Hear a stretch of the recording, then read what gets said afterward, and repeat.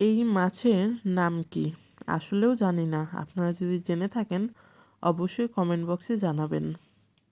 সকাল সকাল মাছ আঙ্কেল মাছ নিয়ে আসে। তো ফালাকের ইসুপের দাদি ইসুপের সাথে দুষ্টুমি করছিল মাছটি নিয়ে।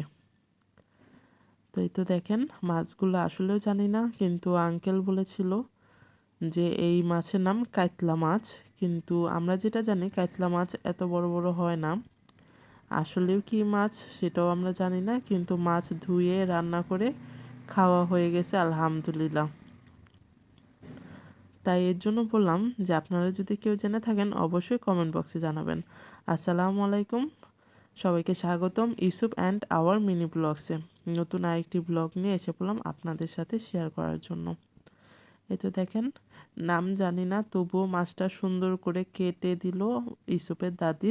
তারপর আমি সুন্দর করে ধুয়ে এবং সুন্দর করে কষিয়ে রান্না করে ফেললাম এবং খাওয়াও হয়ে গেছে। তো আসুন দেখে নেই। মাছগুলো সুন্দর করে ধুয়েছি, এখন প্যানে তেল দিয়ে দিলাম আর অনেকখানি পেঁয়াজ কুচি দিয়ে দিয়েছি, যেহেতু মাছ ভুনা করব। আর মাছ ভুনা মানেই পেঁয়াজ কুচির পরিমাণটা একটু বেশি দিতেই হবে।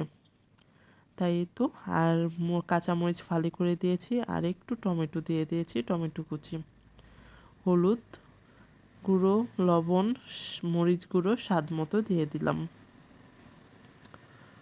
এই তো দেখেন এখন ইউসুফের দাদি বলল মাছগুলো একটু ভালো করে কষিয়ে নিতে, তাই আমি কিছুক্ষণ কষিয়ে নিব মাছগুলো।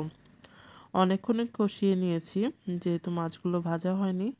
আর টাটকা মাছ সুন্দর কেটে কেটে সুন্দর করে ধুয়ে তারপরে এই যে সুন্দর করে কষিয়ে নিচ্ছি।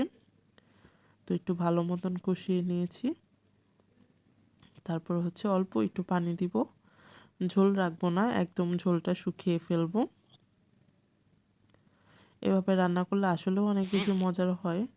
আর ভুনা করলে মাছ একটু ঝোলটা কম রাখলেই আমার কাছে অনেক বেশি ভালো লাগে।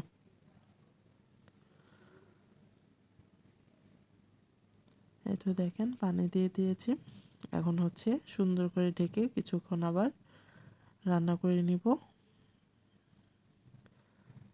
এই তো প্রায় শুকিয়ে এসেছে, এখন সুন্দর করে চুলাটা অফ করে বেড়ে নেব। আর আর ধনেপাতা ছিল না, তো কিছু বিলেতি ধনেপাতা আমার শাশুড়ির টবে লাগিয়েছিল, আমি সেগুলোই কেটে সুন্দর করে দিয়ে দিলাম। বিলেতি ধনেপাতার ঘ্রাণ কিন্তু অনেক সুন্দর হয়। এই তো দেখেন সুন্দর করে রান্নাটা হয়ে গেছে। ভালো থাকবেন, আবার দেখা হবে আরেকটি নতুন ব্লগে। আর কেমন লাগলো অবশ্যই জানাবেন কমেন্ট বক্সে।